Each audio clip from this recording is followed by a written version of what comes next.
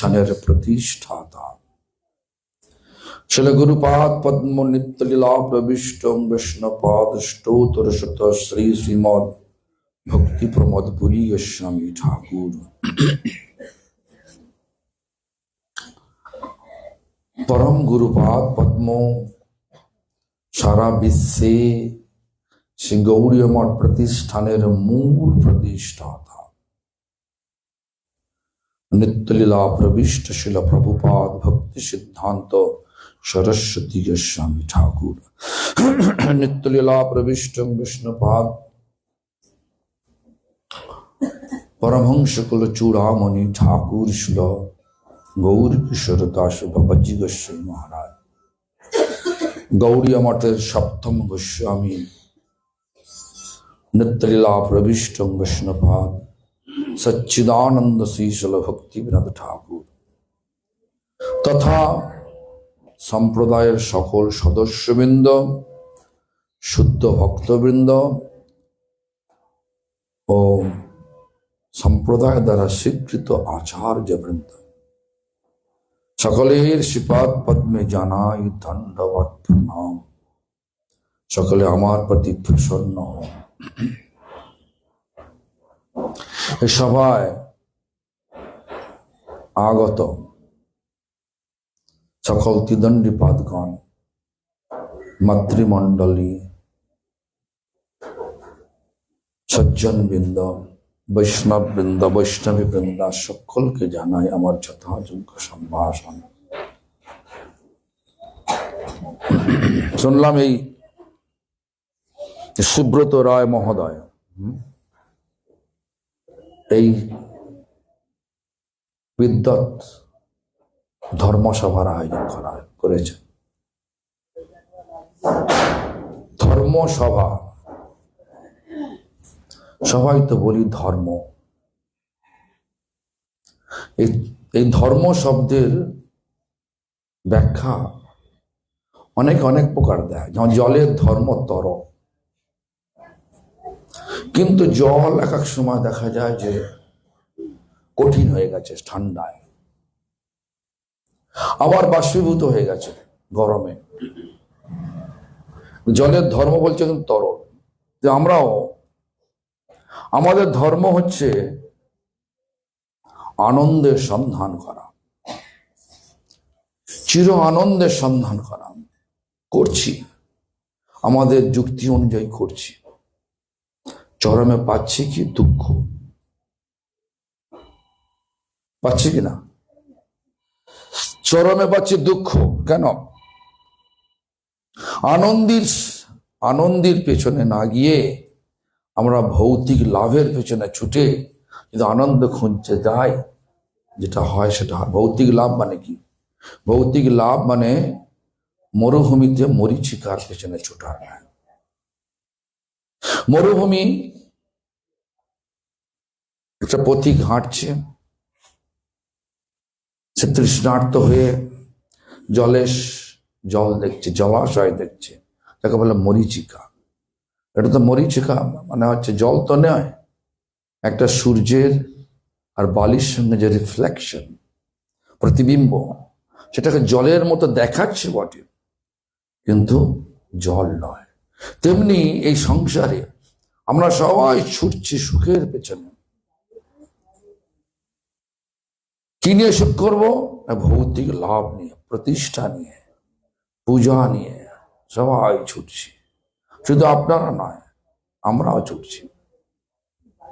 যে বুঝতে পেরেছে ওটা মরীচিকা, ভৌতিক লাভ এখানে আমার সুখ দিতে পারে না, এখানে সুখ নেই। সুখ শব্দটির ব্যাখ্যা আমাদের শিল ভক্তিবিনোদ ঠাকুর চৈতন্য শিক্ষামৃতে এভাবে দিলেন। আমাদের অনেক অভাব রয়েছে এই জগতে, ভৌতিক অনেক অভাব রয়েছে, দুঃখ রয়েছে। এই দুঃখ অভাবের ক্ষণিক নিবৃত্তি হলেই আমরা তাকে সুখ বলে মনে করি। দুঃখ অভাব তার ক্ষণিক নিবৃত্তি হলো, তো আমাদের সেটাকে সুখ বলে মনে করি। কিন্তু ঘটনা হচ্ছে সুখ মানে কি বলছে বলো? হ্যাঁ, তো সুখ, এই উদাহরণটা আমি দিচ্ছি। একটা মাথায় একটা ভারী বোঝা নিয়ে যাচ্ছে, খানিকক্ষণ যাওয়ার পর একটু জ্বালা জ্বালা করে উঠল, জ্বলছে। মাথার ভারী বোঝাটাকে আমি কাঁধে নিয়ে রাখলাম, মাথাটা আরাম হচ্ছে, কাঁধটা জ্বালা শুরু হয়ে গেছে। সুখ বলবেন? ঘুরছে জ্বালা, সবসময় ঘুরছে আমাদের চারদিকে। একটার জ্বালা মিটছে, আর এক জ্বালা শুরু হয়ে যাচ্ছে। সেটাকে সুখ বলবেন? ঠিক তেমনি করে এই বাস্তব, এই ভৌতিক জীবনটা এরকম ধরনের, যেটা থাকবে না, যেটা থাকবে না। এ শরীর নষ্ট হবে, এ যৌবন চলে যাবে, পৌর আসবে। পৌর আসলে কি হয়?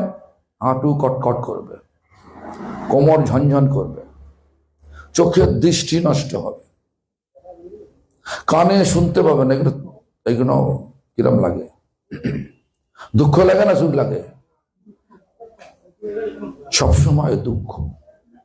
আজকে যাকে দেখছেন কাল সে থাকবে না। মা অনেক আশা করে আছে, ছেলে বড় হবে, ছেলে মরে গেল, আর দুঃখ হবে না? এই জগতের সমস্ত ব্যবস্থা ক্ষণস্থায়ী, ক্ষয়ে যাবে, থাকবে না।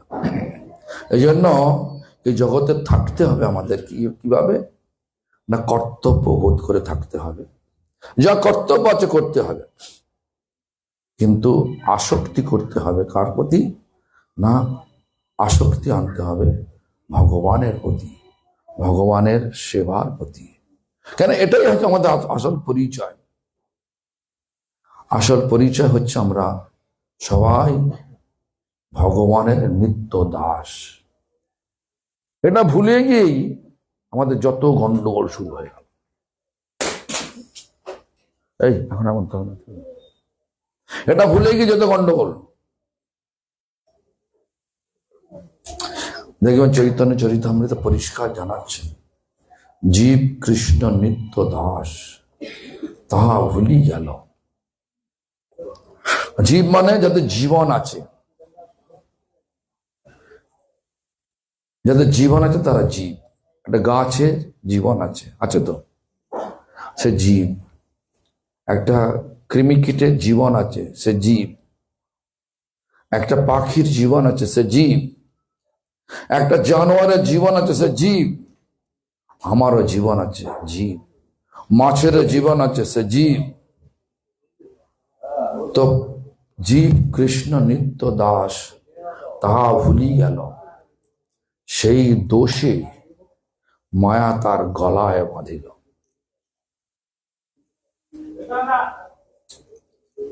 সেই দোষে মায়া তার গলায় বাঁধিল।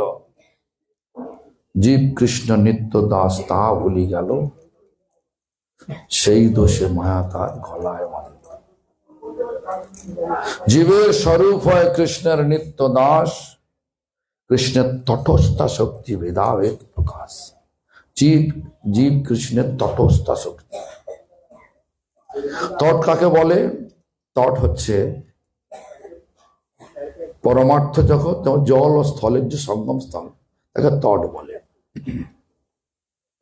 পরমার্থ জগৎ আর এই ভৌতিক জগতের যে সঙ্গম স্থল, যেখানে আছে বিরজা রিভার, সেটা হচ্ছে তট বলে। সেখান থেকে জীবের উৎপত্তি। বিভিন্ন প্রকার জীব শরীর ধারণ করতে করতে আজ মানুষ দেহ পেয়েছে। বিভিন্ন প্রকারের শরীর, মানে পদ্মপুরাণের যে ব্যাখ্যা অনুযায়ী জলজা নবলক্ষণী, জলজ পানি হয়ে 9,00,000 বার, মানে মাছ, হাঙর, কুমির এ সমস্ত পানি হয়ে 9,00,000 বার। স্থাবরা, স্থাবর মানে প্রাণ আছে কিন্তু এক স্থান ছেড়ে আরো এক স্থানে যেতে পারে না। যেমন গাছ যেতে পারে না। একটা অসত্য গাছ দেখবেন সারাদিন এক জায়গায়, জন্মে জন্মে একই জায়গায় আছে। বট গাছ, অসত্য গাছ, যে কোনো গাছ যেতে পারে না। গাছ পালা, পাহাড়, পর্বত, পাথরের প্রাণ আছে, জানেন তো? পাথরের প্রাণ স্বীকার করেন তো? পাথরের জীবন আছে, জানেন তো? পাথর দেখবেন, আমার মনে আছে ছোটবেলায় নারাঙ্গা, পাশে জানেন নারাঙ্গা হরির হলে আমার ঠাকুমা দেখতো যে লেবু দিত আর চলতে আরম্ভ করতো, লেবুর জল দিত, চলতে আরম্ভ করতো। আর এই কথাটা আমাদের ব্যাসদেব বলেছেন।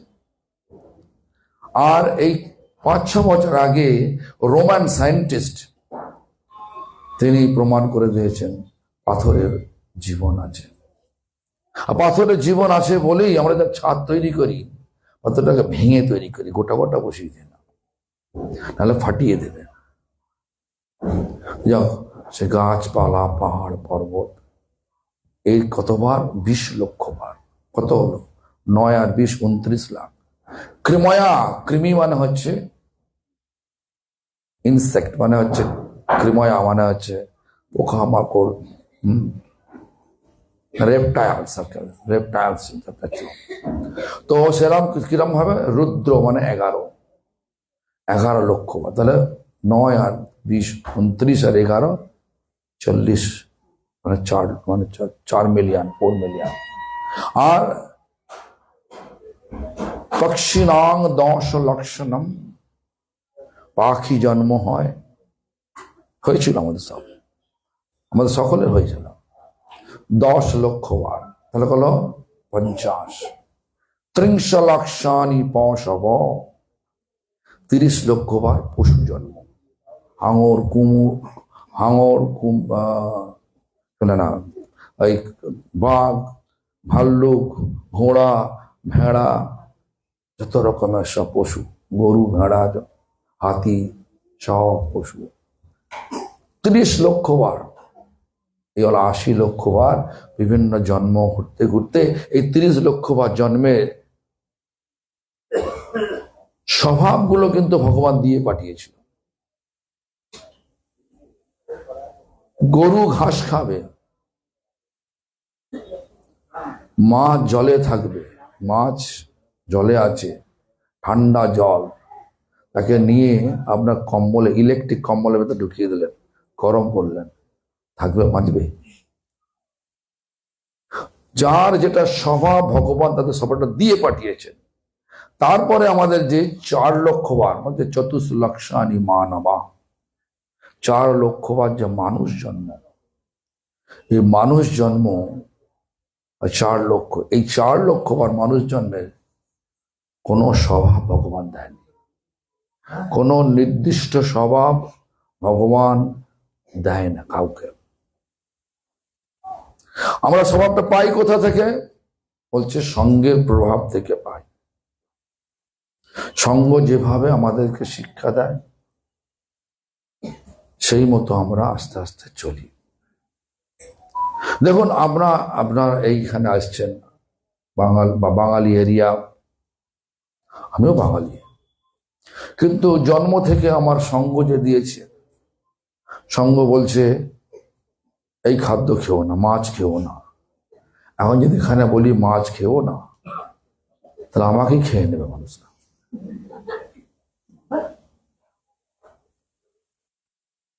দেখুন, আমি এটা বলছিলাম, দেখুন রাজস্থান, ইউপি লোকেরা বলে ঘর ঘর দেখো নারিয়েল কেলা, আর ঠাকুর বাড়ি মিন মার কে ভোগ লাগায়া, অধম বাঙালি।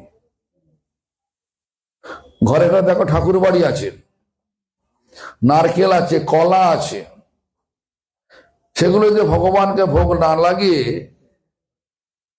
মিন মানে মাছ মেরে, দেখেছি আমাদের গ্রামেতে কালীতলাতে কালীপুকুর থেকে মাছ ধরা হতো, ধরে সেগুলো পোড়ায়, আবার পুড়িয়ে কাঁটাগুলো ফেলে দিয়ে মাছের যে ফ্লেশ মানে মাংস, সেগুলোকে চটকে নুন আর তেল দিয়ে চটকে সেটা ভোগ লাগায়। There is no logic. আমার বাড়িতে, আমি যে বাড়ি থেকে এসেছি সেখানে সিদ্ধেশ্বরী, 400 বছরের পুরানো সিদ্ধেশ্বরী বংশ, অনেক বড়। আমি গ্রামে যেতাম কিন্তু আমাদের পাড়ায় যেতাম না। আমার কাকা আরো সব যারা ছিল তারা খুব গ্রামের গণ্যমান্য ব্যক্তি। তো আমি সেই বংশ থেকে এসেছি, কালী বংশ থেকে এসেছি। তো আমাকে এদের কাকা, যে আমার মাস্টারমশাই ছিল স্কুলে এবং প্রাইভেট মাস্টারমশাই ছিল আমার, মানে ছোট দাদুর ছেলে, বড় ছেলে। তো যাই হোক, তো সেই আমার ডাকছে, হ্যাঁ তুই এখানে, আশ্চর্য হয়ে যায়, তুই একটা শাক্ত পরিবারের ছেলে হয়ে তুই বৈষ্ণব হয়ে গেলি, তুই কি রে, তুই উপর থেকে নিচে নেমে গেলি। আমি চুপচাপ দাঁড়িয়ে আছি, কিচ্ছু বলিনি। মাস্টারমশাই সম্পর্কে কাকা হয় আর বুড়ো হয় লোক, যা বলছে শুনে যাচ্ছি। তারা বলছে, কি রে তুই বলছিলিস কেন, আমাদের বাড়িতে সব যা বাড়ি আসেনিস কেন, তোদের বাড়িতে? আমাদের বাড়িতে কেউ নেই, সব ফাঁকা হয়ে গেছে। তো যাই হোক, আমি বললাম, আমি যদি যেটা বলবো তুমি বিশ্বাস করবে কাকা? হ্যাঁ। তোমরা কালী ঠাকুরকে আমাদের সিদ্ধেশ্বরী তলায় যে বলি দাও অবস্থাতে, আমার ভালো লাগে না। কারণ আমি জানি কালী আর বলি শব্দের অর্থ আমি বুঝি, আর কালী, আমার মনে হয় না যে কালী সন্তুষ্ট হয়। তো যাই হোক, কথাবার্তা হলো। সে কি রে, 400 বছরের প্রথা আমাদের বংশের কালীবাড়ি, তারা ভুল করেছে। কাকা, শাশুড়ি এসছে, শাশুড়িকে দেখছে বৌমা নতুন বাড়িতে এসে যে ধামা চাপাতে একটা বিড়াল রেখে দিয়েছে। ওই বৌমার যখন ছেলে হয়েছে, ছেলের যখন বিয়ে হতে যাচ্ছে, সেও তখন ফর্দে লিখছে একটা ধামা একটা বেড়াল। জানে না কেন রেখেছিল ধামাটা, মানে বিড়ালটা বাড়ির বিড়াল ছিল, কাজের সময় বিড়ালটা চারদিকে মুখ দেবে, এই জন্য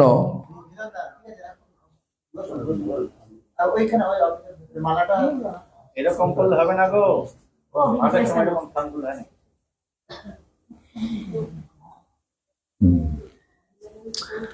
তো যাই হোক, ধামা বেড়ালটা বাড়ির বেড়াল, বাড়িতে কাজের সময় বিভিন্ন জায়গায় মুখ দেবে। হ্যাঁ, তো সেই জন্য শাশুড়ি ধামাটাকে দিয়ে বেড়ালটা চাপা দিয়ে রেখেছিল। এখন বাড়িতে বেড়াল নেই, যে দেখেছে ওরা আসছে। আর 400 বছর ধরে এরকমই চলছে কথা। আমি তোমাকে কি বলবো, তুই প্রমাণ করতে পারবি তো এটা ভুল? যা প্রমাণ করে দেবো। তা ডাকবো সকলকে, সবাই তো আমাদের গ্রামে নেই, সব কলকাতা বাড়ি করেছে, বিভিন্ন বাড়ি করে চলে গেছে। তাও প্রায় 60-70 জনকে জোগাড় করে কাকা আমাকে ডেকেছিল। তো ডেকে আমি তখন গেছি। আমি তো বহুদিন আগে, আমি 78-এ চলে এসেছি গ্রাম ছেড়ে। হ্যাঁ, তা অনেকেই সব বলছে আমি তো কাকিমা হই, অমুক হই তমুক হই, তো যা সব শুনছি দেখছি। তা বললাম, একজন বাচ্চা ছেলে বসে আছে, একটা মানে আমার কাকিমা যে বললাম আমি তো কাকিমা হই। আমি তো কাকিমা, তোমাকে যদি তোমার এই ছোট ছেলে যদি একটা থাপ্পড় লাগাই জোরে, আমি কি বলবে? বলে আমার রাগ হবে। আর যদি গলাটা কেটে দিই কি বলবে? তখন ছাড়বো না তোকে আমি। তাই তুমি এর ঠাকুমা, নিজের মা হলে কি করতো? আরো রাগ করতো। তার কালীকে তোমরা কি বলো? জগৎ মাতা বলো কিনা? যে হ্যাঁ, জগৎ মাতা বলি আমরা। জগৎ মাতা মানে কি? জগতের সমস্ত জীবের সে মা। তো মা হয়ে সন্তানকে নিয়ে গিয়ে যদি বলিয়ে দেওয়া যায়, মা কি সন্তুষ্ট হবে? মা কি সন্তানের রক্ত খায় নাকি তাই? কেউ কেউ খায় নাকি তাই? তো এটা প্রথাটা চলে আসছে ওই ধামাচাপা বিড়ালের মতো চলে আসছে, যুক্তি নেই। অ্যাকচুয়ালি বলি মানে হচ্ছে আত্মসমর্পণ, কমপ্লিট ডেডিকেশন, সম্পূর্ণরূপে আত্মাকে সমর্পণ করে দেওয়াটাই হচ্ছে বলি। যেমন প্রত্যেকটা জিনিসের একটা স্তর রয়েছে। আপনি কৃপা পেতে গেলে প্রথমে আমাদের স্বীকার করতে হবে অনুশাসন, তারপরে অনুশাসন স্বীকার করলে সেটা হচ্ছে শরণাগত হয়ে গেলেন। তারপর হচ্ছে অনুগ্রহ, মানে আশীর্বাদ পেলেন।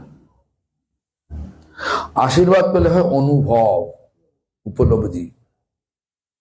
পরপর স্তরগুলোকে আমাদের পার করতে হয়।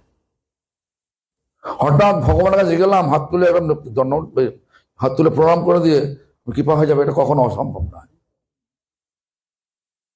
যে কোনো লোকের কাছে যান না, যে কোনো একটা অফিসিয়াল কোনো একটা কাজ করাতে গেলে এখন হয়, সহজ হয়? এখন তো বেশিরভাগ অফিসার যায়, অফিসে যায় মাইনে নেওয়ার জন্য, কাজ করে ঘুষ পেলে কাজ করে। সিস্টেমটা এখন এরাই হয়ে গেছে। অনুশাসন না, অনুশাসন যদি না স্বীকার করা যায় কখনো হয় না। তো আমাদের যে বিচারধারা দিয়েছে জীবে দয়া, প্রত্যেকটা জীবকে দয়া করতে হবে। আমাদের ধর্মের এটাই হচ্ছে মেন, জীবে দয়া, নামে রুচি, ঈশ্বরে প্রেম, স্বজনে মৈত্রী। এগুলো যদি না নিয়ে চলি, স্বজন মানে নিজের লোকের কাছে শত্রুতা না রেখে মিত্রতা করতে, স্বজনে মৈত্রী, ঈশ্বরে প্রেম, ভগবানের সঙ্গে প্রেম করতে হবে, জীবকে দয়া করতে হবে, নামে রুচি নিয়ে জীবন ধারণ করতে হবে। তো যাই হোক, সেই ঘটনা আলোচনা যখন চক্র চলছে, সকলে বলে আমাদের জাতপত চলছে, তার কি করবে ভাইপো, তুমি কি করবে? আমি দেখো যা চলছে ভুল চলছে, তোমার বলি বন্ধ করতে পারো, আমি নিশ্চয়ই আসবো তোমার এই সিদ্ধেশ্বর মন্দিরে, আমি আসবো, প্রতি বছর আসবো আমি। তখন এক কাকা আমাকে মানে কি বলে, বুঝো, এই আমি মায়ের কাছে মানত করেছি জোড়া পাঁঠা বলি দেবো, সেটা কি হবে? আর যদি না দিই, বংশের কোনো ক্ষতি হয়, ক্ষতিটা কে রাখবে? কে নেবে? দিলাম ক্ষতি, যদি মানুষ মরে যায় কে রক্ষা করবে? তো যাই হোক, আমি তো বললাম রক্ষাকর্তা ভগবান, তো ভগবানের তরফ তো আমি দায়িত্ব নিচ্ছি, রক্ষা হবে। তার কি করবো ওটা? আমি যে মানত করেছি। তুমি এক কাজ করো কাকা, বাজারে যাও, পাঁঠার বাজারে কালো কুচকুচে পাঁঠা দাম জিজ্ঞেস করো, দুটো পাঁঠাকে দরদাম করো, যা পয়সা বলবে সেই পয়সা দিয়ে তুমি মুন্ডা মানে কি বলে, মিঠাই মানে মিষ্টি, বিভিন্ন রকম দ্রব্য কিনে ভগবানকে ভোগ লাগাও, রাধা কৃষ্ণকে ভোগ লাগাও, সেই প্রসাদ নিয়ে কালীকে দাও, সিদ্ধেশ্বরীকে দাও, হবে, নিশ্চয়ই হবে। দেখো না, এরকম ধরনের নানা রকম তর্ক টর্ক আমার মনে মনে ভয় হয়েছিল, যদি কেউ আচানক কিছু এমনি মরে গেল, বলবে এটার জন্য হয়েছে। তো সেই জন্য আমার ভয় হয়েছিল। তা যাই হোক, প্রায় 15 বছর হয়ে গেল আজ নিয়ে, এখনো ওই নিয়ে কেউ মরেনি, স্বাভাবিক রোগগ্রস্ত মরে গেছে। তো আমাদের এই ধরনের একটা অনেক কুসংস্কার, সুপারস্টিশন আছে, কুসংস্কার ভরে আছে বিভিন্ন জায়গায়। তো এই জন্য দেখবেন আমাদের একটা কীর্তন আছে, সকলেই জানেন, ভজ হরে মন, জানেন তো, শ্রীনন্দের নন্দন অভয় চরণার ভিন্দরে। এটা কে লিখেছে জানেন? লিখেছেন একজন কালীর সাধক, তার নাম গোবিন্দ দাস কবিরাজ, রামচন্দ্র কবিরাজের ভাই, সে লিখেছে।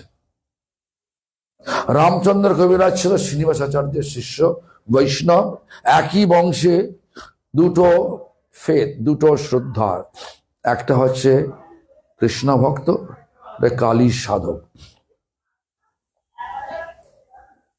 এখন দেখবেন যারা কৃষ্ণ ভক্ত হয়, ন্যাচারালি সাধারণভাবে দেখা যায় তাদের স্বভাবটা হয় দীনতা, যারা সত্যি করে কৃষ্ণ ভক্ত হয়। কেন? এটাই হচ্ছে অর্নামেন্ট, মানে ওটা হচ্ছে অলঙ্কার, আভূষণ। যদি বৈষ্ণব হয়ে, কৃষ্ণ ভক্ত হয়ে যদি তার দৈন্যতা না থাকলো, তাহলে সে কৃষ্ণ ভক্তের স্তরে এখন এলো না। দৈন্যতা বৈষ্ণবের ভূষণ, কৃষ্ণ ভক্তের ভূষণ। ভূষণ মানে অলঙ্কার, অর্নামেন্ট অফ বৈষ্ণব প্র্যাকটিস ইজ হিউমিলিটি, দৈন্যতা। তো যাই হোক, তো রামচন্দ্র কবিরাজ শ্রীনিবাসাচার্যের শিষ্য, তার স্বভাবে ছিল দৈন্যতা। একান্নবর্তী পরিবার, বাগান একটা, বাগানে ফুল হয়ে আছে অনেক, সুগন্ধি তাজা ফুল। এখন আমরা যারা রাধা কৃষ্ণের ভক্ত, তারা সিংহার রসের ভক্ত।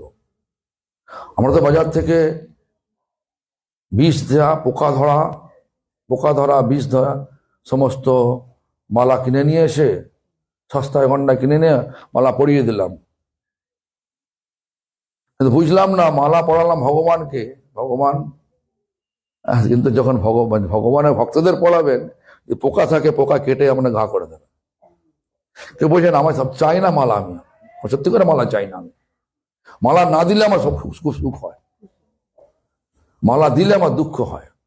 পয়সাটা গেল, আর ওই মালাগুলো যখন জলে ফেলা হয়, জলটাও হচ্ছে সম্পূর্ণ ব্যাকটেরিয়া ভরে যায়। ভালো মালা পূর্বে যখন ছিল সুগন্ধি মালা, এখন তো রজনীগন্ধা গন্ধ নেই, গন্ধ আছে। সো আর্টিফিশিয়ালি বিভিন্ন রকমের সব কেমিক্যাল দিয়ে তৈরি করে, অনেক ফুল তৈরি করে, বিক্রি করে। তো যাই হোক, সেটা গেল, সেই ফুল ফুটে আছে। আর রামচন্দ্র কবিরাজ, তার মন ছটফট করছে, কিন্তু ভাই বলল, হেই কালী সাধক, আর যত ফুল আছে সব আমার আমার আমার মাকে দেবো, একদম হাত দিবে না, যাবি না ওখানে। তো বৈষ্ণব সম্মান দেয় সকলকে। তো তখন কি হলো, তিনি মনে মনে তুললেন, বাস্তবে তুললেন না, মনে মনে তুললেন, আর ভগবানের চরণে অর্পণ করে দিলেন। আর যখন বাস্তবে ভাই গোবিন্দ কবিরাজ যখন তুলতে গেলেন, তুললেন, তুলে যখন মায়ের চরণে দিতে যাচ্ছে, হাত আর নিচে যাচ্ছে না, হাত উপরে উঠছে। কেন? তখন আশ্চর্য হয়েছে, মা হাত উপরে উঠছে কেন, নিচে যাচ্ছে না কেন? তোর মা প্রকট হয়ে গিয়ে বলতে লাগলেন, বৎস, আমার পুত্র, দেখো ওই ফুলগুলো আমার আরাধ্য ভগবানের চরণে সমর্পণ হয়ে গেছে, ওইগুলো আমাকে দিলে আমি নিতে পারবো না, আমার মাথায় দাও। তো যাই হোক, এই ঘটনার পরেই উনি এটা লিখেছিলেন, ভজ হরে মন, মানে ভজ মানে সেবা করো, ও মন তুমি সেবা করো। কার?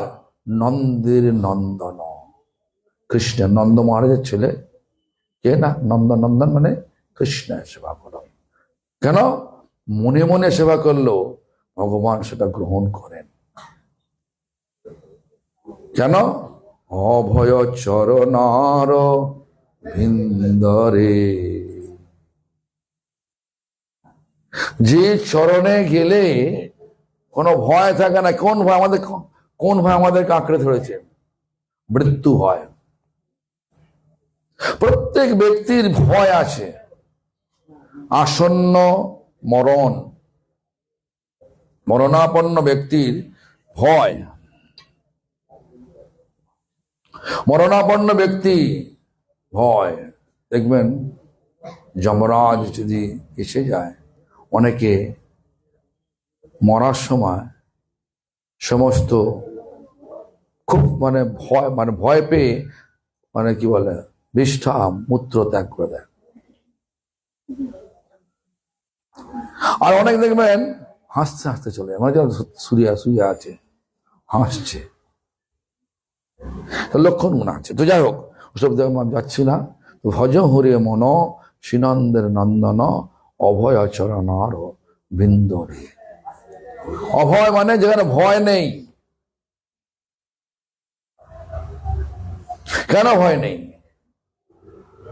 একটা গল্প না, একটা বাস্তব কথা ভাগবতের ব্যাখ্যাতে আছে, ভাগবতের মাহাত্ম্যের ব্যাখ্যাতে আছে। সেটা কি না, ধুন্ধুকালী নাম শুনেছেন তো? ধুন্ধুকারী নাম শুনেছেন? ধুন্ধুকারী, তার ধুন্ধুকারী, আমি অনেক ঘটনা যাচ্ছি না, সংক্ষেপে বলছি। ধুন্ধুকারী এত পাপী, মানে অত্যাচারী, পাপী। বাবা আত্মদেব চলে গেল বাড়ি ছেড়ে, ভাই গোকর্ণ বাড়ি ছেড়ে চলে গেল তার অত্যাচারে। মাকে সে মেরে ফেললো। কেন?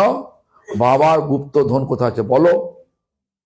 যে নেশা করে, বেশ্যাসক্ত হয়ে, নানাভাবে সবভাবে পয়সা উড়িয়ে কিছু নেই।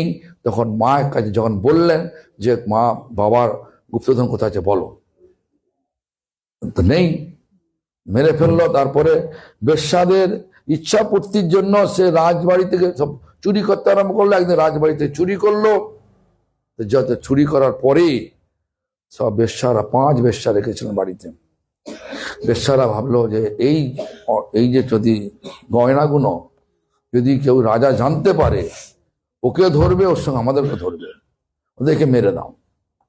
যখন ধুন্ধুকারী ঘুমাচ্ছে, 5 ওই বেশ্যা চলন্ত কাঠ নিয়ে 5 জায়গা চিপে ধরলো, মরে গেল ধুন্ধুকারী। তাকে ওই ঘরের নিচেতে পুঁতে দেওয়া হলো। এখন অত্যাচার করলে কি হবে? ভূত হবে, আত্মা কষ্ট পাচ্ছে। ভাই অনেকদিন, গোকর্ণ সাধু অনেকদিন পরে যখন বাড়ি এসছে, তখন দেখছে সব বাড়িতে কেউ নেই, মা নেই, বাবা নেই, তারপরে হচ্ছে ভাই নেই।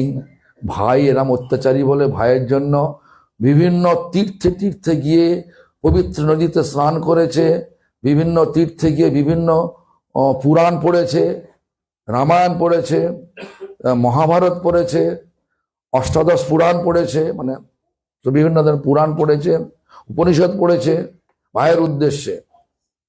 হ্যাঁ, কোথায় গেল সব? দেখতে পেল ভাইয়ের সেই মূর্তি, মূর্তি বলতে ভাই একটা পশুর মতো হয়েছে। আর দাদাকে ভাইকে বলছে, ভাই আমার এরকম পরিস্থিতি হয়েছে, আমাকে উদ্ধার কর বাবা। তো যাই হোক, তখন সূর্যদেবকে বললেন, হে সূর্যদেব, আমি আমার ভাইয়ের ভালোর জন্য আমি এত কিছু করেছি, তা ভাই এরম প্রেজনী প্রাপ্ত হলো কেন? উদ্ধার তো হয়ে যাওয়ার কথা, হলো না কেন? তখন বলছেন যে তুমি শ্রীমদ্ ভাগবত পড়ো, শ্রীমদ্ ভাগবত পড়ো। বলছে শ্রীমদ্ ভাগবত তো সমস্ত পুরাণ উপনিষদের সার, বেদের সার। আমি সব তো পড়েছি বিভিন্ন জায়গায়। বলছে আম গাছের গোড়া থেকে ডগা পর্যন্ত আম পাতা চেবালো আমের স্বাদ পাবে না। আমের স্বাদ পেতে গেলে আমকেই খেতে হবে। এই জন্য বললে সেই সমস্ত শাস্ত্রের সার হচ্ছে শ্রীমদ্ ভাগবত। শ্রীমদ্ ভাগবত পাঠ করো, তাহলে নিশ্চয়ই তোমার ভাই উদ্ধার প্রাপ্ত হবে। সে গোকর্ণ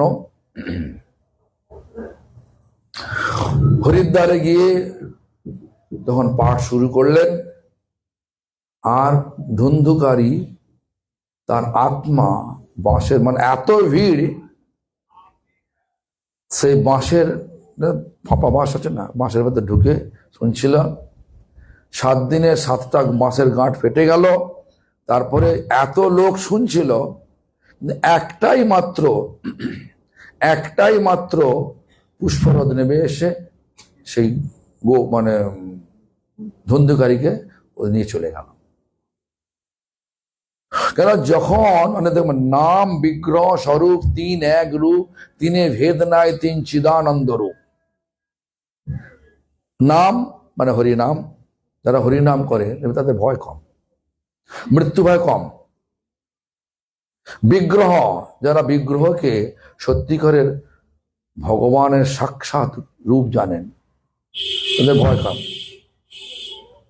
আর স্বরূপ মানে বিভিন্ন স্বরূপ, অংশ স্বরূপ, মৎস্য, কুর্ম, বরাহ, নৃসিংহ সব একটা আছে। আর ভগবানের শাব্দিক অবতার হচ্ছে শ্রীমদ্ ভাগবতম। শ্রীমদ্ ভাগবতম এই 3টে এক রূপ, 3 ভেদ নাই, 3 চিদানন্দ রূপ। কিন্তু ভগবান চৈতন্য মহাপ্রভু আমাদেরকে এই প্রকার শিক্ষা দিয়ে গেছেন। এই কলিযুগে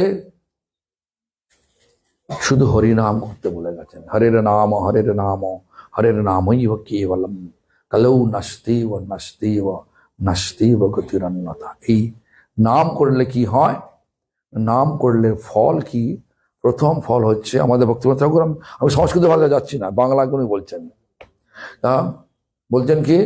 নাম সংকীর্তনে হয় সর্বানর্থ নাশ। সমস্ত অনর্থ নষ্ট হয়ে যায় নাম কীর্তনের দ্বারা। সর্ব শুভোদয় কৃষ্ণে প্রেমের উল্লাস। সমস্ত শুভের উদয় হয়, সমস্ত শুভের বিচার আসে, কারো ক্ষতি করবে না বিচার আসে না। অনর্থ মানে কি? অনর্থ মানে আমাদের পরিচয়কে ভুলে গেছি। জীব কৃষ্ণ নিত্য দাস তা ভুলি গেল, সেই দোষে মায়া তার গলায় বাঁধিল। হ্যাঁ, তো যাই হোক, তো দেখুন, নাম সংকীর্তনে হয় সর্বানর্থ নাশ, সমস্ত অনর্থ নষ্ট। অনর্থ সাধারণত 4 প্রকারের। 4 প্রকারের মূলত অনর্থ। একটা হচ্ছে স্বরূপ ভ্রম। আমরা স্বরূপ জানি না। আমরা জানি অমুকের বউ, আমি মেয়ে ছেলে, আমি অমুকের স্বামী, আমি বেটা ছেলে, আমি অমিক উকিল, ডাক্তার, মুক্তার, যত রকমের পরিচয়, শরীরের পরিচয়। কিন্তু আমাদের আসল পরিচয়, আমরা সকলে ভগবানের নিত্য দাস। একদিনের দাস নয়, 1 সপ্তাহ দাস নয়, 1 মাসের দাস নয়, 1 জন্মের দাস নয়, জন্মে জন্মের দাস আমরা সবাই। এজন্য আমাদের জন্মাবার সঙ্গে সঙ্গে যে ভগবান আমাদেরকে স্বভাব দেয়নি, কিন্তু কোনো অন্যান্য জীবকে স্বভাব দিয়ে পাঠিয়েছে, কিন্তু মানুষ রূপী জীবকে ভগবান স্বভাব দেয়নি, কোনো স্বভাব দেয় না। দেখবেন বিভিন্ন কন্টিনেন্ট, মানে বিভিন্ন মহাদেশে যাবেন, মানুষের গঠনগত মানে ফিজিওলজিক্যালি মানুষের গঠন সব একই, শারীরিক গঠন সব একই, কিন্তু বিচার আলাদা আলাদা, কালচার আলাদা আলাদা, ভাষা আলাদা আলাদা, খাদ্যাভ্যাস আলাদা আলাদা। আফ্রিকা আমি রিসেন্টলি 2 মাস আগে গিয়েছিলাম, 2 মাস না, আমি গেছিলাম ডিসেম্বরে, জানুয়ারি, 1 মাস আগে গেছিলাম। আফ্রিকায় গিয়েছিলাম, সেখানে দেখো আমি তো প্রতি বছর যাই, এবছরে যাই না। আমি মানে আজ থেকে প্রায় 10-15 বছর আগে জোহানেসবার্গের পাশে একটা সোয়েতা নামে একটা ছোট্ট মানে আফ্রিকানদেরই যা জোন আছে, আফ্রিকানরাই থাকা সেখানে, ব্ল্যাক আফ্রিকান। তো সেখানে আমি ওখানকার জোহানেসবার্গে যে মানে হাইকোর্টের ক্রিমিনাল জাজ সে মধ্যে ভক্ত হয়েছে। সে বলল, মহারাজ জি, I have a desire to distribute some food to the Africans. সে কিন্তু হোয়াইট, হ্যাঁ। তো যাই হোক, সে মানে হোয়াইট কালার, না?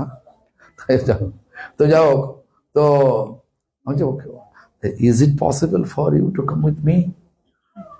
ইয়েস। মানে ওরা তিনটে মহিলা, বয়স্ক মহিলা, তো তিনজনই, একজন হচ্ছে জার্নালিস্ট, একজন হচ্ছে ডাক্তার, একজন হচ্ছে জাজ। বিয়ে করেনে, এক জায়গায় একটা বাড়িতে থাকে, বিশাল বাড়ি করেছে, সেখানে থাকে। আমাকে নিয়ে হোস্ট করেছিল। আগে তো ওরাই হোস্ট করতো। তো যাই হোক, বললাম I am ready to go with you, no problem, আমি নিশ্চয়ই যাবো, তোমার সঙ্গে যাবো বলে আমি যখন গেলাম, সোয়েটা টাউনে বৃষ্টি হচ্ছে, আর বৃষ্টিতে বাদল পোকাগুলো উঠছে।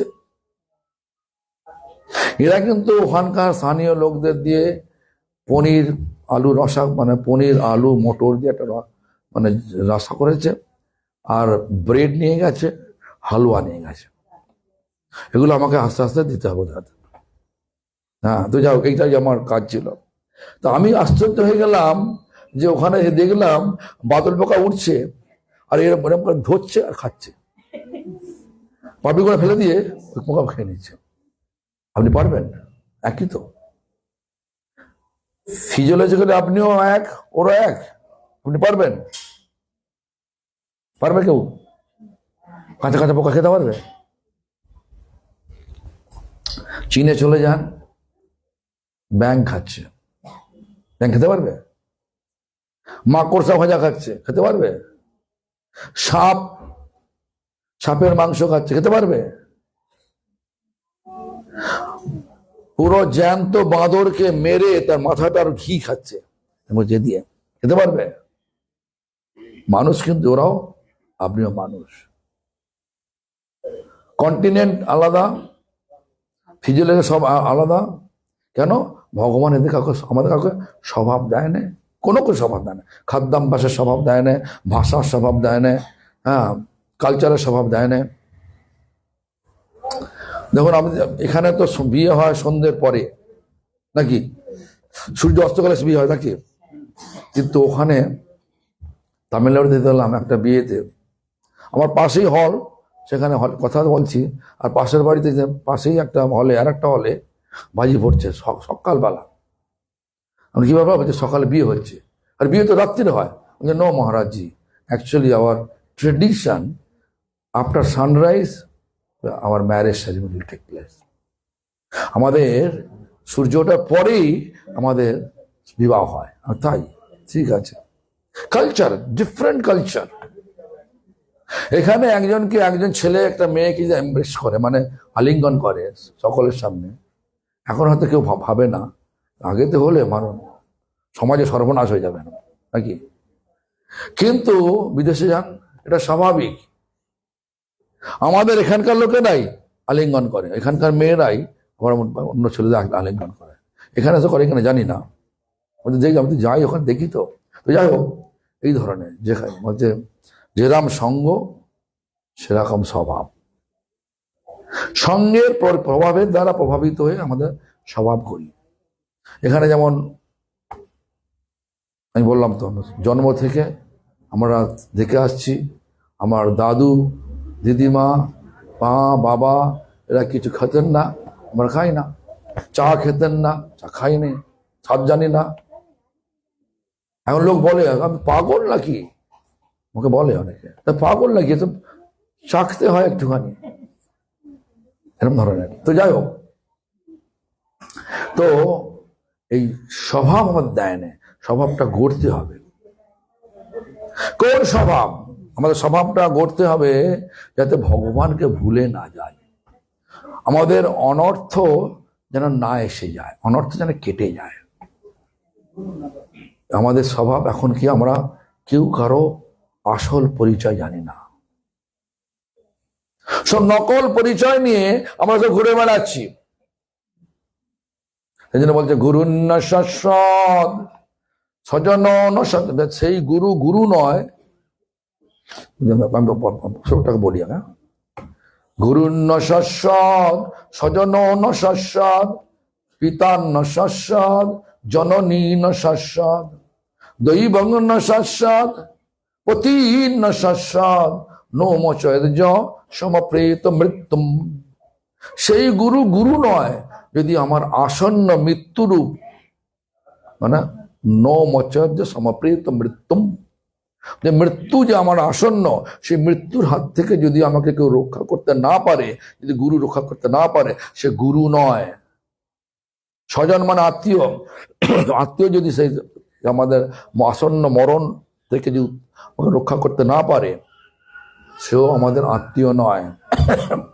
পিতা, পিতারও সব ক্ষেত্রে একে বললেন, জননীয় ক্ষেত্রে একই বললেন, দেবী দেবতা বললেন একই ক্ষেত্রে বললেন, দেবীদন দৈবং না সস্যাদ।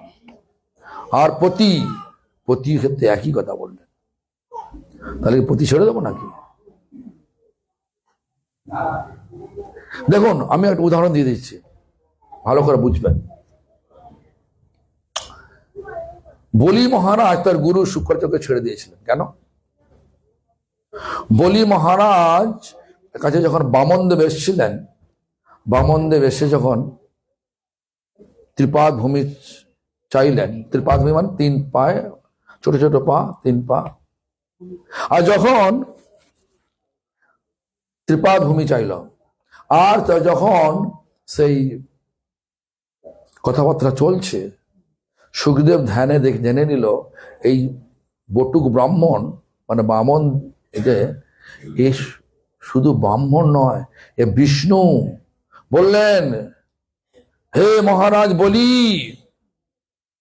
কোনো সংকল্প করতে যেও না, তোমার এই ত্রিপাদ ভূমি ছলনা তোমার সমস্ত রাজ্যকে নিয়ে নেবে।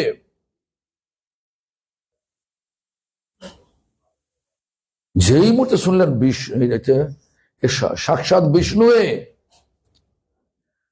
যে সময় বিষ্ণু সমগ্র জগতের যিনি মালিক, সেই বিষ্ণু আমার কাছে হাত ফেলাচ্ছে, মানে হাত মানে চাইতে এসছে, আমি তাকে না করব?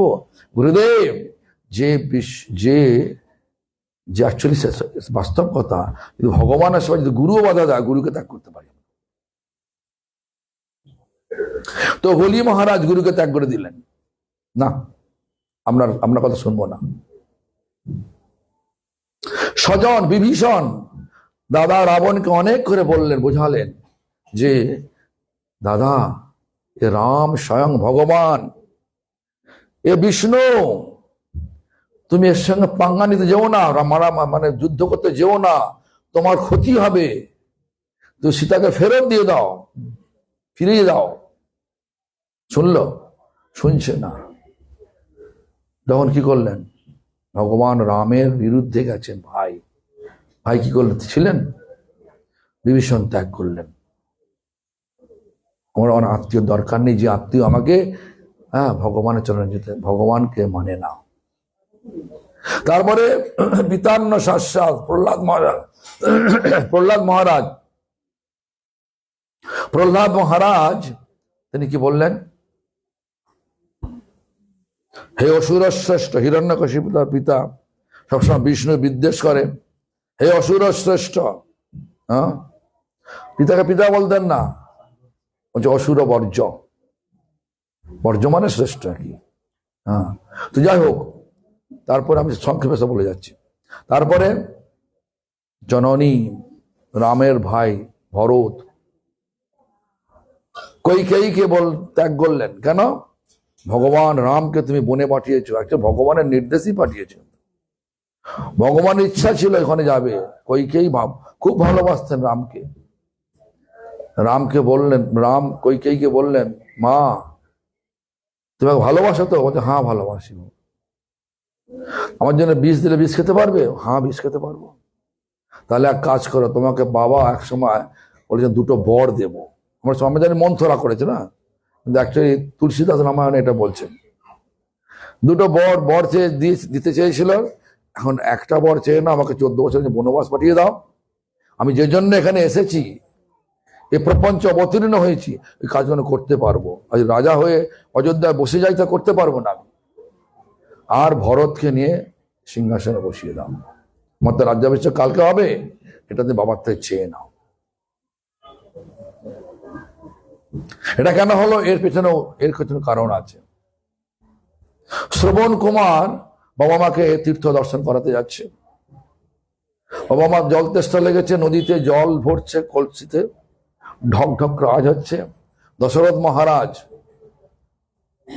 মৃগয়া মানে শিকার করতে গেল, বাঘ নিশ্চয়ই জল খাচ্ছে, শব্দভেদী মান মারলো, লাগলো শ্রবণ কুমারের বুকে।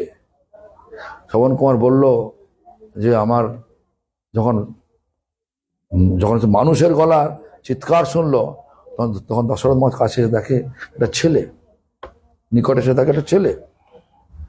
তখন শ্রবণ কুমার বলে দিল, আমার বাবা মা অমুক জায়গায় আছে, তারা জল চেয়েছিল, আমার একটা অনুরোধ, আমার এই শরীরটাকে নিয়ে আমার বাবা মার কাছে দিয়ে আসো। তারা অন্ধমণি, বাবা মা দুজনে অন্ধ।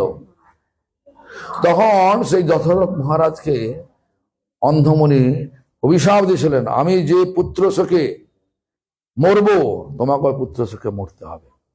পুত্র ছিল না, তারপরে পুত্র হলো, আর এইসব কারণ হলো, শোকে মারাও গেলেন দশরথ মহারাজ।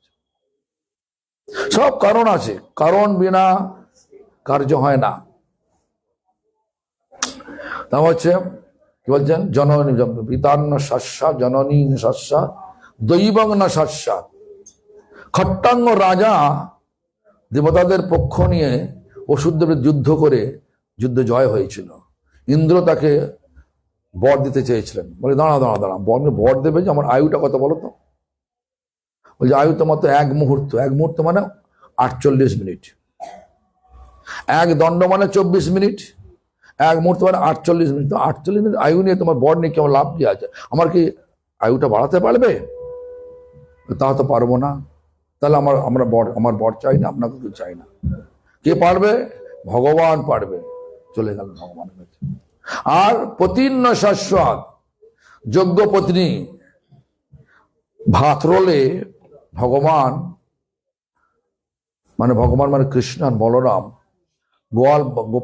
গোপালকদের নিয়ে গিয়ে আছে, সকলে বলছে খিদে পেয়েছে। তখন কৃষ্ণ বললেন যে যাও মথুরা চলে যাও, চতুর্বেদ ব্রাহ্মণ আমাদের নাম করে যজ্ঞ করছে। কৃষ্ণ দেখবে কৃষ্ণায় স্বাহা বলরামায় স্বাহা, ওদেরকে গিয়ে আমার কথা বলো, ওরা খাদ্য দিয়ে দেবে, তোমার খাবার দিয়ে দেবে। ওরা শুনছেই না, কিচ্ছু শুনছে না। মানে রাখাল বালকরা গিয়ে যখন বললেন, কিচ্ছু শুনছে না। তখন ফিরে এলেন, বিষণ্ণ বদনে ফিরে এলেন। কৃষ্ণ বলেন যাও ওদের পত্রিকায় চলে যাও, পত্নীদের কাছে। তো পত্নীরা সঙ্গে সঙ্গে প্রস্তুত হয়ে গেছেন, কৃষ্ণকে পাবেন, সেবা করবেন। কিন্তু পতির আদেশ নিতে গিয়ে পতিরা বলল না, যাওয়া যাবে না, তাহলে তোমার আদেশ আমি মানবো না, চললাম। পতি বললো তোমাকে আমি ত্যাগ করলাম, যাও, তুমি ত্যাগ করে দেবো, তাও আমরা ভগবানের সেবা ছাড়বো না। তো যাই হোক, এইভাবে শ্লোকের একটা আমি উদাহরণ দিলাম একটা। যারা ভগবানের সেবা করে তারা মৃত্যুকে বরণ করতে পারে। তারা মরলে ডাই টু লিভ, মরেও তারা বেঁচে থাকে। কেন? এই ভৌতিক জগতে আসলেই মরতে হয়। ভগবানের সেবা করলে ভগবানের জগতে যাওয়া যায়, সেখানে আর কোনো মরতে হয় না, আজীবন থাকা যায়, স্বরূপে প্রতিষ্ঠিত হওয়া যায়, সেখানে স্বরূপের সেবা পাওয়া যায়।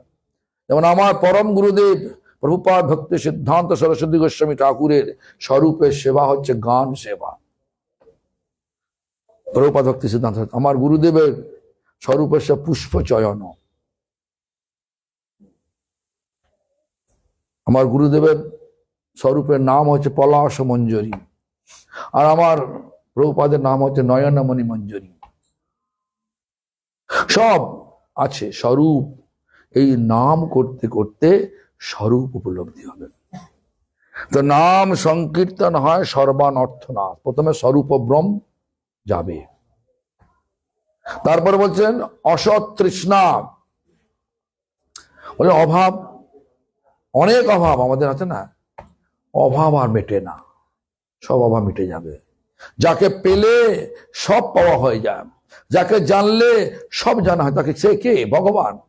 ভগবান সমগ্র ব্রহ্মাণ্ডের মালিক। বর্তমানে অসুবিধাটা কোথায়? অসুবিধাটা হচ্ছে এই বাংলা তথা গোটা ভারতবর্ষে, গোটা বিশ্বে ভগবান যে কে কেউ জানে না। ভগবান শব্দের অর্থটা কি তাও জানে না। ভগবানে ঐশ্বর্য, কিন্তু আমাদের বাংলার সব কীর্তনিয়ার দলেরা এই ভগ শব্দটাকে একটা কদর্য ভাষা বলে। সেটা খুব নোংরাজনক কথা এবং সিদ্ধান্ত বিরোধ কথা। আর ওইসব কথাগুলো আমরা পয়সা দিয়ে শুনতে যাই। যাদের নিয়ে আসি পয়সা, ওটা তো এমনি করে নেয়, আমার মতো তো বোকা নয়। আসবো, কথা বলে চলে যাবে, এরকম তো নয়। বা গান বাজনা করে জগৎটাকে মাতিয়ে দিয়ে, শ্রোতাকে মাতিয়ে দিয়ে ও সুন্দর গান করেছে গো। আরে সুন্দর গানে কিছু ফল হয় না, দেখবেন শাস্ত্র বলছে না, আমার কথা নয়, যে অবৈষ্ণবচ্যুত মুখোদ্গৃণ পুত হরিকথামৃত শ্রবণ নৈব কর্তব্য। কেন? সর্বোচ্ছিষ্ট পয়োজ্যথা। যারা বৈষ্ণবের আচরণ করে না, তারা যদি কোনো ভগবানের গান করে, সেটা শোনা কর্তব্য নয়, শোনা শ্রবণ নৈব কর্তব্য। এটা আমার কথা নয়, শাস্ত্রের কথা বলছি। কেন? সর্বোচ্ছিষ্ট পয়োজ্যতা। পয় মানে দুধ। দুধ পান করলে শরীরে পুষ্টি হয়, আর সেই দুধ যদি সাপে মুখ দেয়, পান করলে কি হয়? বিষক্রিয়া হয়। তেমনি করে যারা বৈষ্ণবের আচরণে পুষ্ট নয়, কিন্তু গান করে লোককে মাতিয়ে দেয়, তাদের কথাগুলো শুনলে কি হয়? তাদের ভাবটা, মনের ভাবটা আমাদের মধ্যে আসে। ভক্তি তো আসেই না, উল্টে ভক্তির উল্টোটা এসে যায়, অভক্তি এসে যায়। এই জন্য আমাদেরকে ভালো করে বুঝতে হয় যে অসৎ তৃষ্ণা, অসৎ তৃষ্ণা, আমাদের সমস্ত তৃষ্ণা মিটে যাবে। সব দুঃখ দূরে গেল উপদ পড়নে। ভগবানের পাদপদ পেলে সমস্ত দুঃখ চলে যায়, সমস্ত অভাব চলে যায়, অসত্য সমস্ত তৃষ্ণা চলে যায়। যদি ভগবানের মা পাওয়া যায়, ভগবানের নামে যদি আমাদের নিষ্ঠা না আসে, তো ধীরে ধীরে অসৎ তৃষ্ণা বাড়তেই থাকে, বাড়তেই থাকে, বাড়তেই থাকে। আরো চাই, আরো চাই, আরো চাই, শেষ নাই। ইকোনমিক্সে দেখবেন বলছেন ডিম্যান্ড অ্যান্ড সাপ্লাই, মানে চাহিদা আর যোগান। চাহিদা অসীম, শেষ নাই। যাচ্ছি না। আর তারপর তৃতীয় নম্বর অনর্থ হচ্ছে যে অপরাধ। যখন লাভ পূজা প্রতিষ্ঠা আমাদের মধ্যে থাকে, তখন আমরা যা ইচ্ছা তাই করতে পারি, কাউকে মানব না, কাউকে মানব না। অপরাধ হবে। একজন দেখবেন একই বাড়িতে দুই ভাই দুই পার্টি করে, অনেক তো আছে, ও পার্টি করে বলে ওকে মেরে দিয়েছে। মানে আমার প্রতিষ্ঠা বাধা দিচ্ছিস, শেষ করে দেব। তা বৈষ্ণব জগতে হতে না, লাভ পূজা প্রতিষ্ঠা আছে। আমাকে গুরু হতে হবে, ও থাকলে গুরু হবে না, মেরে দিচ্ছে। কোনো ভয়, কোনো অপরাধের ভয়টাই কিছু নেই। অপরাধ মানে কি? যে কার্য আমাদেরকে রাধার আনুগত্যে কৃষ্ণ সেবা থেকে বাদ দিয়ে দেয়, সরিয়ে দেয়, সেই কার্যকে বলা অপরাধ। রাধাত অর্থাৎ আরাধনাত অপগত ইতি অপরাধ। হ্যাঁ, তা বলছে হৃদয় দৌর্বল্যম। দেখবেন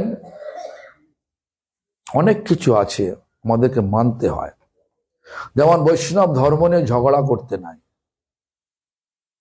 কাউকে কারো মনে দুঃখ দিতে নাই। আমাদের আচার্যগণ বলছেন প্রাণী মাত্র মনোবাক্যে উদ্বেগ না দেবে। কাউকে এমন কোনো কথা বলবে না যার মনে মনে খুব উদ্বেগ পাবে।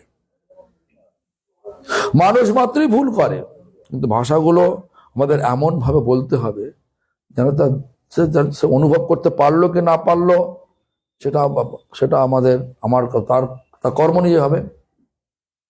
কিন্তু আমাদের বাক্যটা খুব মিষ্টি করে বলতে হবে। না বলবো কিন্তু মিষ্টি করে না বলবো,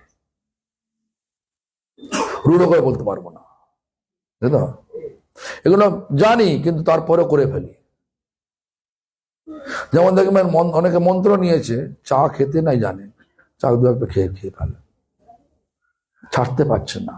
একে বলে হৃদয়টা অনেক দুর্বল। হ্যাঁ, এই ধরনের সব চার মেন অনর্থ রয়েছে। বলছে নাম সংকীর্তনে হয় সর্বানর্থ না, সমস্ত অনর্থ নষ্ট করে দেয়। কেন? এই নাম আমাদের হৃদয়কে পরিষ্কার করে দেয়। বলছে সর্ব শুভোদয় কৃষ্ণে প্রেমের উল্লাস। সমস্ত শুভের উদয় হবে, কারো ক্ষতি হোক এটা চাইবেন না। সকলের ভালো হোক। কিসে ভালো হবে? সব থেকে ভালো তো ভগবানের নাম। যদি একজনকে ভগবানের নামে উদ্বুদ্ধ করা যায়, তার চেয়ে আর উপকারী কেউ নেই। যেমন সেই সে পরম বন্ধু, সেই মাতা পিতা শ্রীকৃষ্ণের চরণে যিনি প্রেম ভক্তি দাতা। বাংলায় বলছেন, বাংলা পয়ারে, সেই সে পরম বন্ধু, সেই মাতা পিতা শ্রীকৃষ্ণের চরণে যিনি প্রেম ভক্তি, তিনি পরম বন্ধু, আমাদের পরমাত্মীয়, সেই পরম মাতা পিতা। কেন? যা কৃষ্ণের চরণে আমাকে, যেমন আমি আমার দাদুর কাছে, মাতা পিতার কাছে চিরকৃতজ্ঞ, সহায়তা করেছে আমাকে, ছোট অবস্থা থেকে সহায়তা করেছে, চিরকৃতজ্ঞ প্রকৃত দাদু। তো যাই হোক, আমাদের এসব কথা বেশি করে ভেঙে ভেঙে বললে সমাজ দেবে না, উল্টে আমাকে দোষারোপ করবে। কি কথা বলছেন আপনারা? বেশি বলতে যাচ্ছি না।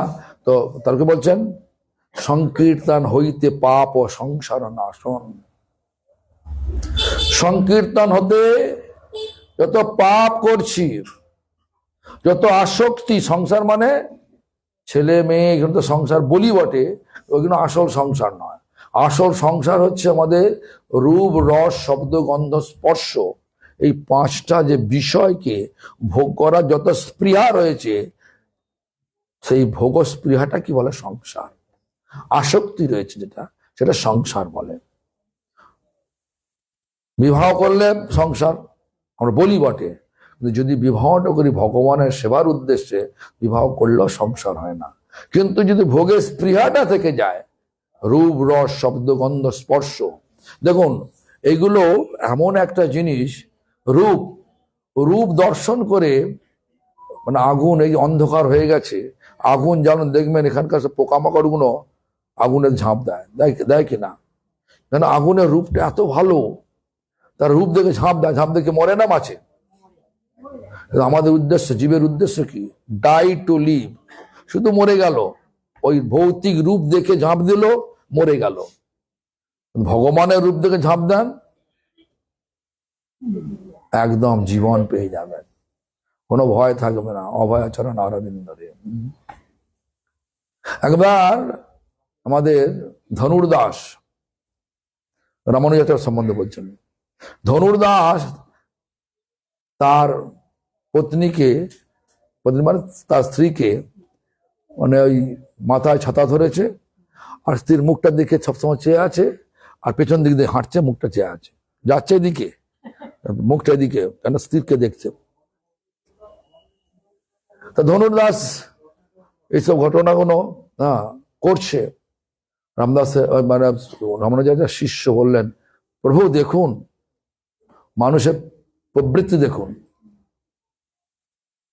তখন রামানুজ বললেন ওর ছেলেটাকে ডাকো, লোকটা ডাকো। ধনুদাস এলো, এসে যখন জিজ্ঞাসা করলো, বলছে আমার স্ত্রী সর্বে মানে পৃথিবীর বিশ্ব সুন্দরী, আমার স্ত্রী হচ্ছে বিশ্ব সুন্দরী, সুন্দর রূপকে আমি দর্শন করছি। তখন রামানুজ বলল, তুমি রঙ্গনাথ যে গেছো, রঙ্গনাথ মন্দিরে যাচ্ছ, রঙ্গনাথ দর্শন করেছো? হ্যাঁ, আমি প্রতিবার যাই, প্রত্যেক দিন যাই রঙ্গনাথ দর্শন করতে। আমার স্ত্রীর মতো এত সুন্দর নয়। তুমি আসো, কালকে মঙ্গলবারে তুমি আসো, আমি তোমার মানে রঙ্গনাথকে দর্শন করাবো। তো যথারীতি সেই এলেন। তারপরে রামানুজ গেছেন, তার মাথা হাত দিয়েছেন, ধনুদাস দেখো দেখো ওখানে। রঙ্গনাথের তখন দর্শন রোজ করতেন, কিন্তু সাধুর মানে আচার্যের সংস্পর্শে দর্শন করছে যখন, তো প্রকৃত সেই আসল রূপ রঙ্গনাথের রূপ দেখতে পেলেন, সম্পূর্ণ শরণাপন্ন হয়ে গেলেন রামানুজের চরণে। আমরা মনে করি আমরা যেটা দেখছি আমাদের এটা রূপ, ভালো রূপ। ভগবানের রূপ একবার দেখলে সমস্ত ভৌতিক রূপ ফিকে পড়ে যায়। তো ভগবানের রূপের জন্য আমরা চেষ্টা বিশিষ্ট হব। আর কি বলছেন? রস আস্বাদন। দেখবেন না, মৌমাছি মধু খাচ্ছে, প্রত্যেকটা ফুলে ফুলে মধু যাচ্ছে, আর পদ্ম ফুলে বসে আর উঠতে চায় না। কেন? এত স্বাদিষ্ট, উঠতে চায় না। তো পদ্ম ফুল যখন সূর্য ডুবে যায় কি করে? খুলে থাকে না, মরে থাকে, বুঝে যায় আস্তে আস্তে। তখন মৌমাছি থাকবে না, মরবে তো। ওই জীবের স্বাদ নিতে গিয়ে মরে গেল। আমাদের এত ভগবানের প্রসাদ রয়েছে, সেই স্বাদ নেব না, আর সেই রেস্টুরেন্টে গিয়ে কোথায় মোমো খাবো, কোথায় আছে আর জানি না কি নাম আছে, পিজা। আমার তো খেতে ভালো লাগে না, আমি নিজে করতে পারি, ভালো লাগে না। আমি সব করতে পারি, কিন্তু আমার ভালো লাগে না। ভগবানের প্রসাদ আর সিঙ্গাড়া যদি হয় বেশি খাবো, কিন্তু স্বাদ ভালো লাগে না, পিজা ভালো লাগে না। তো যাও, তো আমরা যা কিছু খাবো যদি ভগবানের প্রসাদ দিয়ে জীবনটা ধারণ করি, তাহলে কি হয়? বলছে মহাপ্রসাদে গোবিন্দে নাম ব্রহ্মণি বৈষ্ণবে স্বল্প পুণ্য মতাং রাজ বিশ্বাস নৈব জায়তে। যে বিশ্বাস করা যায়, স্বল্প মানে অতি অল্প পুণ্য, পুণ্য মানে পাইটি, যে পাইটি করলে আমরা, যে পাইটি মানে পুণ্য হলে স্বর্গে লাভ করি। স্বর্গে গেলে কি হয়? আবার ফিরে আসতে হয়। কিনে পুণ্য মত্ত লোক বিসন্তি। পুণ্য যখন ক্ষয় হয়ে যায়, ক্ষীণ হয়ে যায়, তখন অপ্সরাগণ ঘাড় ধাক্কাতে নেবে, আর মর্তলোকে ফেলে দেয়। এই জন্য আমরা কেউ স্বর্গে যেতে চাই না। নাহি মাগি স্বর্গ আর মোক্ষ নাহি মাগি, না করি প্রার্থনা কোন বিভূতির লাগি। স্বর্গ মানে যারা কর্ম করে, যারা কর্মী, তারা স্বর্গে যেতে চায়, লাভ পূজা প্রতিষ্ঠা পায়। আর যারা জ্ঞানী তারা মুক্তি পেতে চায়, মোক্ষ। আমরা মোক্ষও চাই না। আমরা কি চাই? আমাদের পরিচয় হচ্ছে আমরা সবাই ভগবানের নিত্য সেবা চাই। আর বিভূতি, যোগীর হয়ে বিভূতি, সেটাও চাই না। আমরা চাই ভগবানের সেবা। এটা হচ্ছে আমাদের আসল পরিচয়। এই পরিচয় পরিচিত হতে হবে। যাই হোক, রস, রূপ, রস, শব্দ শুনবো কোনটা? যদি আমি একটা আমার ভাঙা গলায় গান করি, কেউ আসবে না। আর এখানে যদি অন্য কোনো একটা ব্যক্তি যে ভালো গায়ক, তার গান শোনার জন্য পয়সা দিয়ে এই দেয়াল ভেঙে ফেলতে হয়, এত বিরাট। আমার গুরুদেব যদি কীর্তন করে, মানে হরিনাম করে, হরে কৃষ্ণ ভালো লাগবে না। আরে শুদ্ধ ভক্তের মুখ থেকে নির্গত শব্দ, ভগবানের নাম যদি আসে, সেই নাম গিয়ে আমাদের হৃদয়কে কর্ষণ করে, হৃদয়ের সমস্ত কলমশকে কাটিয়ে দেয়। আর যদি যে লোকটা নিজেই দোষযুক্ত হয়েছে, তার শব্দ আমার ভেতরে গেলে দোষ কাটবে না, যা দোষ বাড়বে। আমি একসময় আমি বেশ কয়েক বছর ধরে আমি বোম্বেতে একটা পার্কেতে, বোম্বের একটা শিব মন্দিরের পাশে একটা পার্ক রয়েছে, পার্কেতে স্টেজ বেঁধে আমরা সভা করতাম। আর যে অর্গানাইজার, সে সব বোম্বের আর্টিস্টদের নিয়ে এসছে, আর সে গান করলো, মহামন্ত্র করলো, তার টিম পুরো একদম পুরো টিম নিয়ে সুন্দর সবকে মাতিয়ে দিল একদম। তারপরে আমাকে সে আলিঙ্গন করছে, আমি তখনকার বিশেষ বক্তা, আলিঙ্গন করতে এসছে, দেখি না পুরো মদে ভরপুর হয়ে আছে লোকটা। তারপরে আমাকে যখন অর্গানাইজার জিজ্ঞেস হচ্ছে, মহারাজ কেসে লাগা? আচ্ছা লাগা তো, মানে কিরম লাগলো, ভালো লাগলো তো?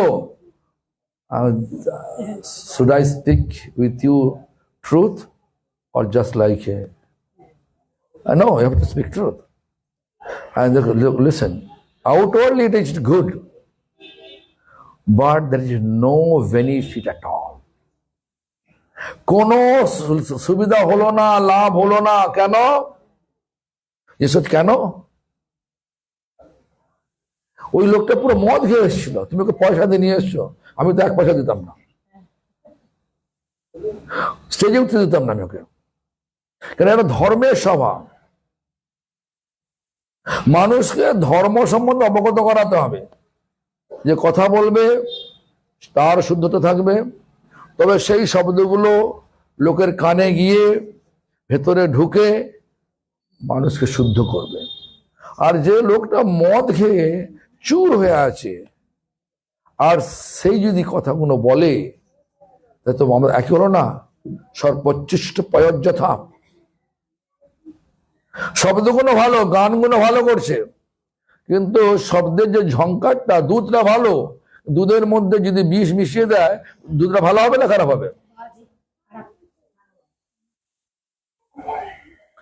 ভালো করে ভাবতে হবে, কার কথা শুনবো কার কথা শুনবো না। শব্দ, হ্যাঁ, আর গন্ধ, ফ্রেগ্রেন্স, স্মেল। কোন গন্ধ নেবো? ভগবানের চরণের গন্ধ, ভগবানের চরণের ফুলের গন্ধ নেবো। আর না হলে যদি আমি সাধারণ গাছ থেকে পেড়ে সুন্দর ফুল শুনছি, কি হবে? যে নাসাতে পশিল কি আর পলাশ বলিয়া, কি বলে, সৌরভের আসে পলাশ শুকিলি, নাসাতে পশিল কীট।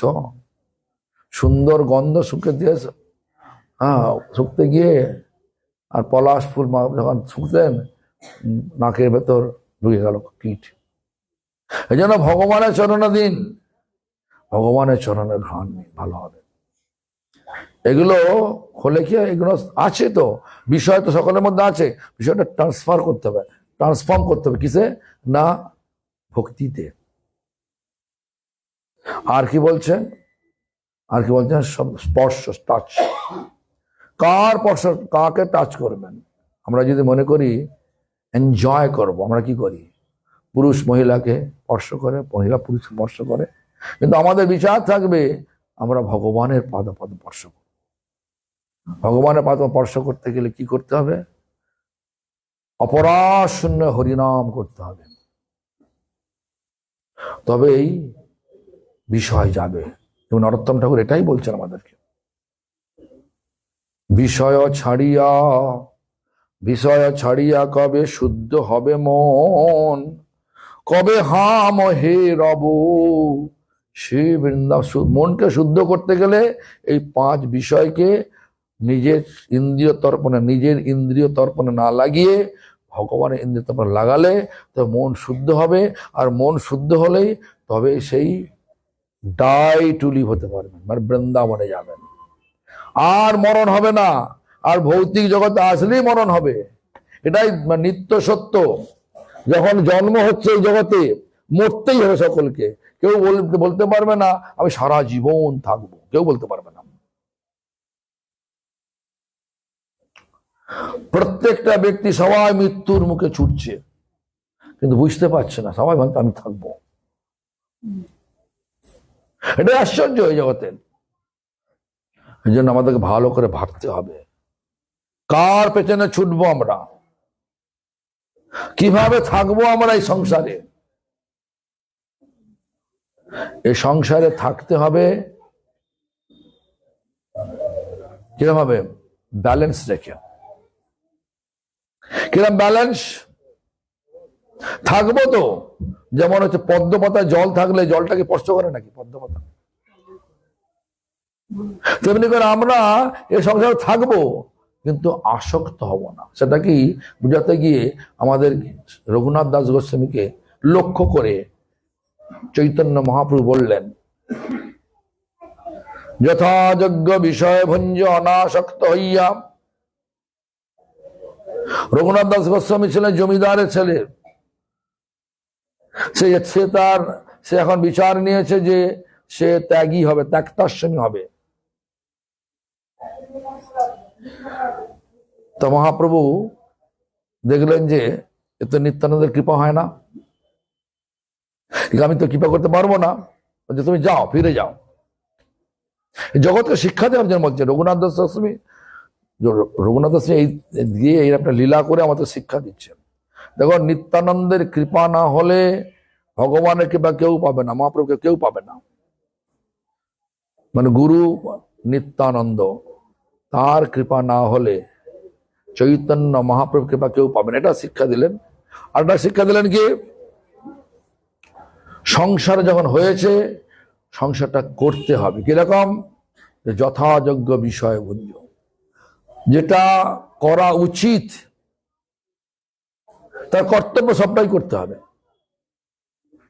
স্ত্রীর প্রতি কর্তব্য, স্বামীর প্রতি কর্তব্য, সন্তানদের প্রতি কর্তব্য, মাতা পিতার প্রতি কর্তব্য, প্রতিবেশীর প্রতি কর্তব্য, সবটাই করতে হবে, কিন্তু অনাসক্ত হইয়া, আসক্তি ছেড়ে দিয়ে। আমার কথা না, এটা মহাপ্রভুর নিজের মুখের কথা। রঘুনাথ দাস বলছেন যে যথাযোগ্য বিষয় ভঞ্জ অনাসক্ত হইয়া অন্তরে নিষ্ঠা করো, বাহ্য লোক ব্যবহার অচিরাৎ কৃষ্ণ তোমায় করিবেন উদ্ধার। অচিরাৎ মানে হঠাৎ কৃষ্ণ তোমাকে উদ্ধার করবেন।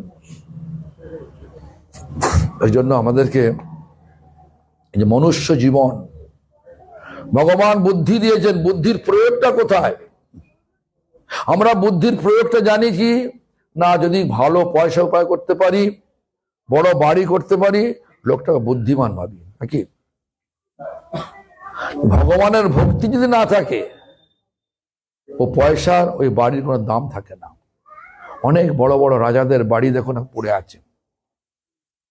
যখন বেনারসে যাই না আমি, রাজবাড়ির সব লোকেরা আমাদের থেকে আশ্রয় নিয়েছে, ডাকে, তখন দেখি যে পুরো রাজমহল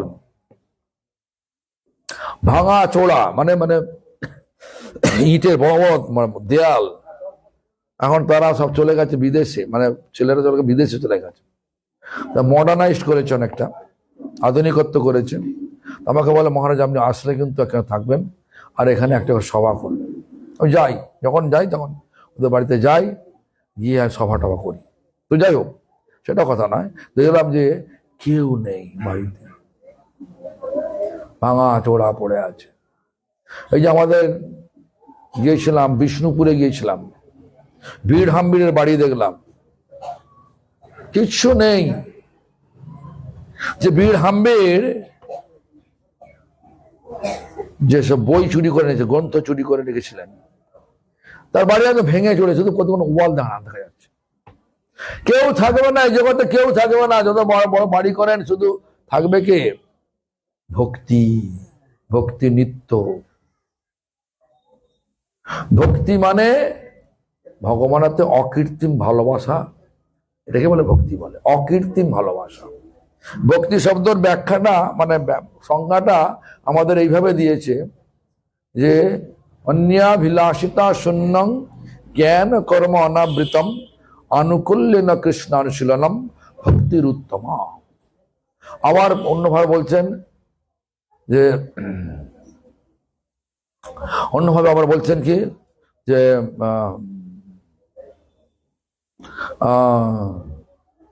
সর্বপাধি বিনির্মুক্তম তৎপরত্বেন নির্মলম ঋষিকেন ঋষি সেবয়া ভক্তির উচ্চতে।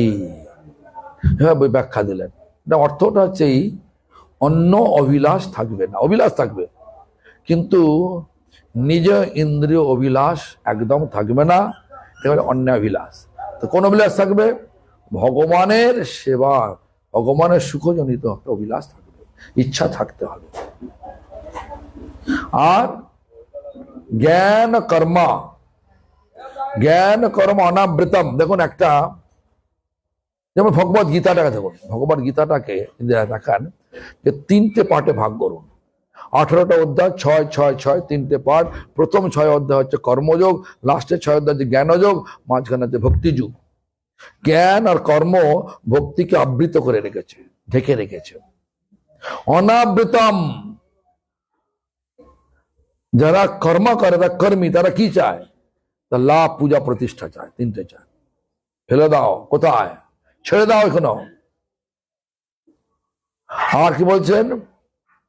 যারা জ্ঞানী, যারা জ্ঞানী তারা কি হয়? তারা কি চায়? মুক্তি চায়। কি মুক্তি? সারূপ্য, সাযুজ্য, সালোক্য, সামীপ্য আর শাস্তি, এই 5 মুক্তি। আমরা ওটাও চাই না। কেন? সারূপ্য, ভগবানের সমান রূপ নিয়ে আমরা ভগবান সেজে যাব, লোক সবক ভগবান। সাযুজ্য, ভগবানের সাথে মার্জ হয়ে যাব, মানে মিশে যাব, কি ভগবান সেজে যাব। এসব এসব অবশ্য মানে এসব আর কি আমাদের স্বরূপের পরিচয় নয়। জ্ঞান কর্ম অনাবৃতম, ফেলে দাও। সর্বস্ব নিবেদন। কোথায়? যেখানে তুমি আমরা শরণাগত হয়েছি। কোথায়? গুরু বৈষ্ণব ভগবানের চরণে সমর্পণ করে দাও। আনুকূল্যেন কৃষ্ণানুশীলনম, যেটা কৃষ্ণ সেবার জন্য অনুকূল। ভোরে ওঠা, সূর্য উদয়ের আগে যদি ওঠেন, ব্রহ্ম মুহূর্তে ওঠেন, তো আপনার জীবনটা উজ্জ্বল হবে। ভগবান উজ্জ্বলময়। যদি উঠে যদি ভগবানকে দর্শন করেন, মঙ্গলারতি দর্শন করেন, জীবনটা উজ্জ্বল হবে, মানে জীবনটা আস্তে আস্তে আলোর দিকে যাবে। না হলে অন্ধকার। অন্ধকার কি? মায়া। কৃষ্ণ সূর্য সম, মায়া হয় অন্ধকার, যাহা কৃষ্ণ তাহা নাই মায়ার অধিকার। এই জন্য আমাদের ভালো করে বুঝতে হবে, আমাদের যে জীবনটা মূল্যায়ন করতে হবে। কি করলাম আমি এতদিন, যে চলে গেল আমার জীবনটা, করলামটা কি? কতটা আমি অগ্রসর হয়েছি, কতটা আমি ভগবানেতে প্রীতি লাভ করতে পেরেছি। কিন্তু তা না হয়, শুধু অভিনয় হবে আর আবার এই জগতে জন্ম হবে। মরবেন, ডাই টু লিভ হবে না, শুধু ডাই হবেন। শুধু মরে যাব, মরবো, জন্মাবো, মরবো, জন্মাবো, মরবো, এভাবে এইভাবে জীবনটাই আমরা বৃথা হয়ে যায়।